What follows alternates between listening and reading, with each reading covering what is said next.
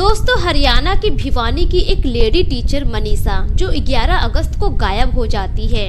अब इसी बीच 13 अगस्त की सुबह सिंघानी के एक इलाके में खेत में मनीषा की लाश मिलती है। मनीषा की मौत से पूरे इलाके में लोग आक्रोशित हो जाते हैं, सभी गुस्से हो जाते हैं, सभी लोग रोड पर उतर आते हैं और आंदोलन करने लगते हैं। कुछ लोगों का कहना था कि मनीषा के साथ गलत हुआ है, तो वहीं कुछ लोग कह रहे थे कि मनीषा ने खुद अपनी जान ली है। लेकिन अब तक यह पता नहीं लग पाया है कि आखिर मनीषा के साथ वाकई में हुआ क्या था।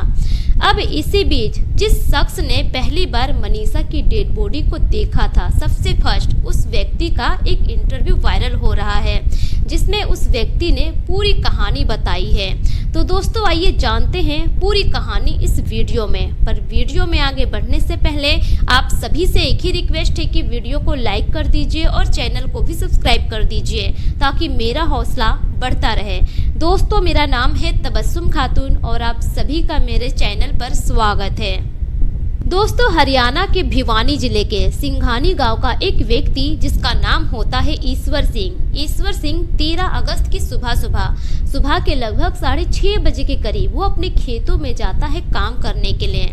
लेकिन जैसे ही कुछ दूर वो आगे जाता है, देखता है कि खेत में 7 से 8 कुत्ते वहां पर घूम रहे हैं और वहां पर कुछ पड़ा हुआ है। अब जो ईश्वर सिंह होता है, उसको ऐसा लगने लगता है कि गांव में जो एक व्यक्ति जिसका नाम है सत्यपाल, वो बहुत सारी बकरियां पालता है। शायद उसकी बकरी मर गई होगी और वो बकरी को लाकर यहाँ पर फेंक दिया होगा। जिस बकरी को खाने के लिए कुत्ते उसके आगे पीछे घूम रहे हैं, वो बहुत गुस्सा भी होता है और मन ही मन बड़बड़ाता है कि ऐसे कोई खेत में बकरी कैसे फेंक सकता है।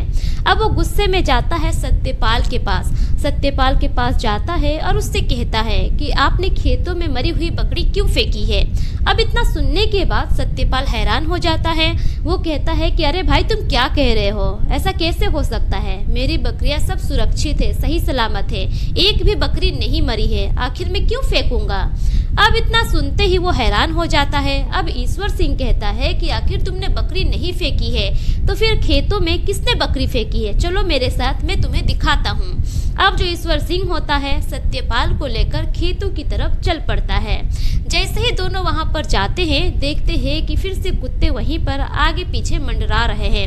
लेकिन कुछ दूर जैसे ही वो लोग बढ़ते हैं, उन लोगों को साफ नजर आ जाता है कि वहां पर किसी बकरी का शव नहीं है, बल्कि किसी इंसान का शव पड़ा हुआ है, वो भी एक लड़की है। अब इतना देखने के बाद दोनों एकदम से घबरा जाते हैं। अब उसी वक्त ईश्वर सिंह खेत के मालिक को फोन करता है और फोन करके बताता है कि साहब, यहाँ पर ऐसी ऐसी घटना घट गई है। जब मैं खेतों में आया तो देखा कि एक लड़की की डेड बॉडी पड़ी हुई है।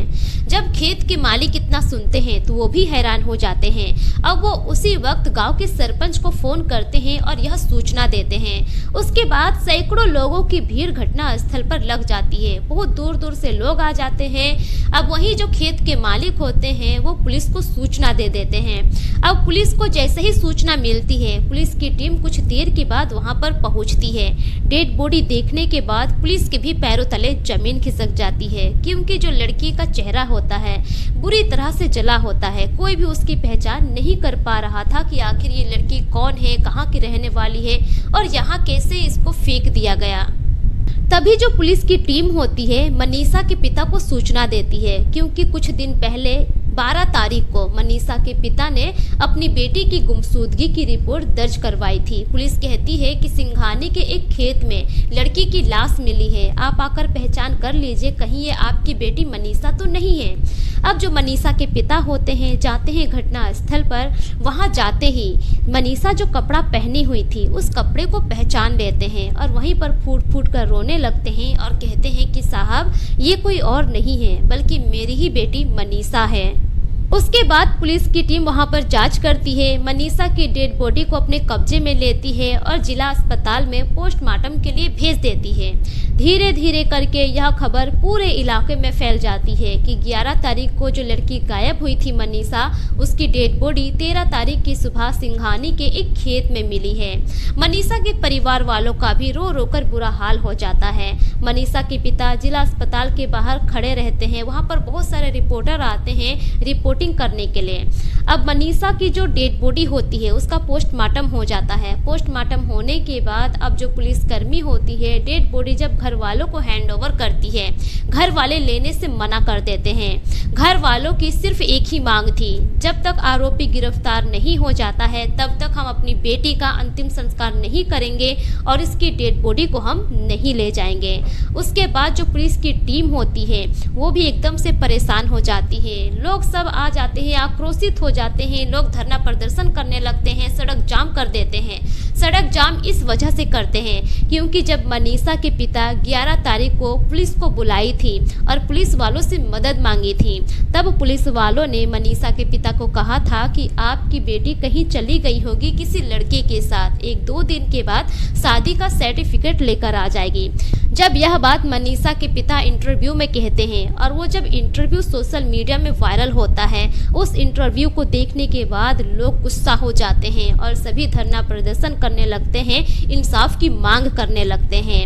अब जब प्रशासन देखती है कि लोगों का गुस्सा शांत नहीं हो रहा है, मामला धीरे धीरे फैलता चला जाता है। अब पुलिसकर्मी में जो बड़े ऑफिसर होते हैं वो भी वहां पर आ जाते हैं मामला संभालने के लिए। अब लोगों की मांग ये हो जाती है कि लोहारू थाना में जितने भी ऑफिसर है सबको सस्पेंड किया जाए। अब पब्लिक के मांग पर वहां के जितने भी ऑफिसर होते हैं सबको सस्पेंड कर दिया जाता है। दोस्तों, इस तरह से धीरे धीरे माहौल गर्म हो जाता है। जब मनीषा के पोस्टमार्टम का रिपोर्ट आता है उसमें कुछ खास पता नहीं चल पाता है।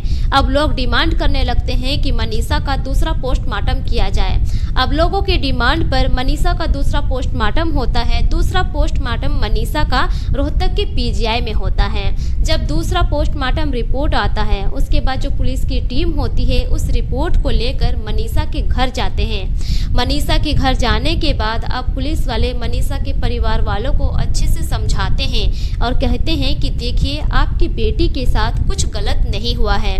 दरअसल मनीषा ने कीटनाशक दवाई खाकर खुद को ही खत्म की है और मनीषा ने एक नोट भी लिख कर गया है। उसमें साफ लिखा हुआ है कि मैं अपनी जान अपनी मर्जी से दे रही हूँ। मेरे माता पिता ने मुझे पढ़ाने के लिए बहुत संघर्ष किया है।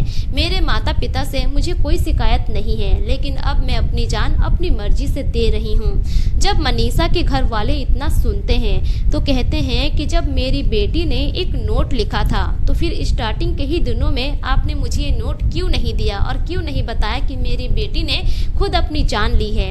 तब जाकर पुलिस वाले कहते हैं कि दरअसल हम लोग अच्छे से जांच करना चाह रहे थे कि बात क्या है, लेकिन अब जांच अच्छे से हो गई है, तब जाकर हम आप लोगों को ये नोट दिखा रहे हैं और घटना की पूरी सच्चाई बता रहे हैं। उसके बाद प्रशासन के द्वारा मनीषा के पिता का एक वीडियो रिकॉर्ड किया जाता है और उसमें मनीषा के पिता कहते हैं कि मैं प्रशासन के जांच से संतुष्ट हूं। उसके बाद वह वीडियो पूरे सोशल मीडिया में वायरल हो जाती है। पुलिसकर्मी सोशल मीडिया पर अपलोड कर देते हैं।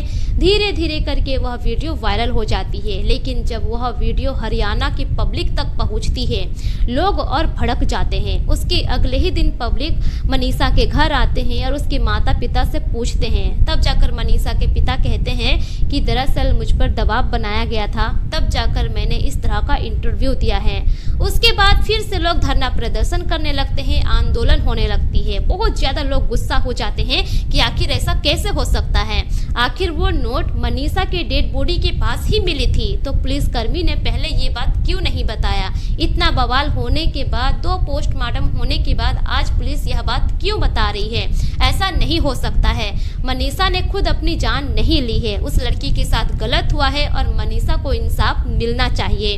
अब जो पब्लिक की मांग होती है वो ये होती है कि मनीषा हत्याकांड में सीबीआई जांच होनी चाहिए और मनीषा का तीसरा पोस्टमार्टम होना चाहिए और पब्लिक मांग करते हैं कि वह पोस्टमार्टम दिल्ली के एम्स में होनी चाहिए। जब धीरे धीरे करके यह न्यूज हरियाणा के सीएम तक पहुंचती है तो सीएम आदेश दे देते हैं कि मनीषा हत्याकांड में सीबीआई जांच भी होगा और मनीषा की डेड बॉडी का पोस्टमार्टम दिल्ली के एम्स में तीसरी बार भी होगी। उसके बाद मनीषा की डेड बॉडी को दिल्ली के एम्स में ले जाया जाता है। वहां पर तीसरा बार उसका पोस्टमार्टम होता है। मनीषा के डेड बॉडी का तीसरा पोस्टमार्टम रिपोर्ट भी आ जाता है और तीसरे पोस्टमार्टम रिपोर्ट में भी यही लिखा होता है कि मनीषा की मौत कीटनाशक खाने की वजह से ही हुई है।